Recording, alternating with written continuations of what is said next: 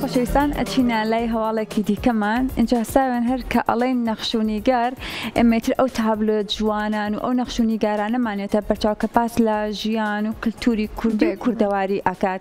جەوزام تۆ لەگەڵ نەخشوونیگارە چۆنیت هیچ بەهرەیەک هەیە؟ من خۆم هیچم نییە. نەخشوونیگار با بڵێن ناتوانم بەڕاستی هیچ لەو کارانە بکەم وەکو تۆ بەڕاستی هیچی لێ نازانم، بەڵام وەکو ئەگەر بەتایبەت بینە سەر وێنە ئەگەر باسی وێنە بکەین بەتایبەت زۆرم حەز لە وێنەیە و وێنەی خۆمیان لە دایکبوونی خۆما بۆ کێشام و بۆیان هێنام و بە گەورەی زۆر گەورەی لە ماڵی خۆما دامناوە بۆم بکێشن. خۆشم حەزەکەم فێرم پەیوەند زۆریش حەزەکەم، بەڵام بەداخەوە لی نازانم. بەهرەیە کە بە خۆشحاڵیەوە لەوەی کە ئەتوانین بڵێن گەنجەکانی ئێمە خاوەن بەهرە و توانایەکی زۆرن بە تایبەتی لە بواری هونەرە لە بواری تابلۆ کێشانە کە گەنجمان هەیە کاتێک کە تابلۆیەک ئەکێشێت ئەوەندە جوانە ئەگەر لێی ورد بیتەوانێ هەستەکەی ئەچیتە ناو ڕاستی ئەو تابلۆیە ئەوەندە چێژی لێ ئەبینیت بابینینی ئەو تابلۆ اینجا قسە و لەگەڵاکە جاسەمان لە ڕووی دەرونیشەوە ئەکرێ بڵێن هەندێک جار تابلۆکان بۆ ئارامی مێشک و بۆ دەروون زۆر گرنگی هەیە لەوەی کە لە دەروون ناسیشا زۆر ئاماژەی پێکراوە جا تابلۆیە کوات لێ ئەکا لەوەی کە ئارامی ببەخشی بە مێشکت.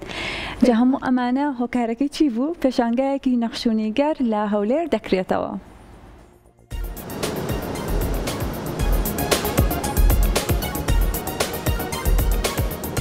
دامەزراوەی استراتیژی نیشتیمانی پێشانگایەکی نەخشوونیگاری بۆ ژمارەیەکی بەهرەمەندی گەنج کردەوە.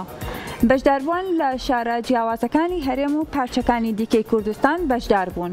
پێشانگاکە ماوەی 3 ڕۆژ بەردەوامی دەبێت و زیاتر لە 30 تابلۆی لەخۆگرتووە و تابلۆکانیش گزارش لە ژیان و کەلتوری کورد دەکات.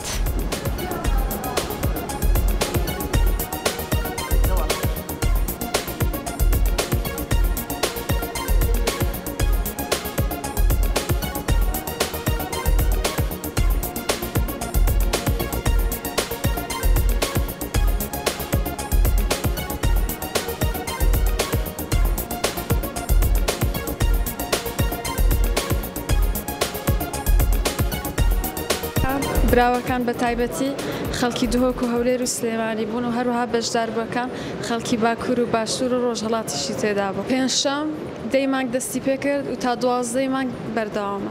هەر ئەوە کە لە دوای تەوەرەکاندا بی پێویستبی بە فۆلکلۆری کوردی، کولتوری کوردی و شوناسی کوردی و هەر کەسە بە شێوازی خۆی دەردەبڕینی. بۆ نمونە هەندێک کەس باسی مێژووان کردووە، باسی ئەنفال، بۆ نمونە هەندێک کەسیش باسی سروشتی کوردستان دەکەن، بۆ نمونە لە ڕێگای نەخشکردنی نێرگزەوە.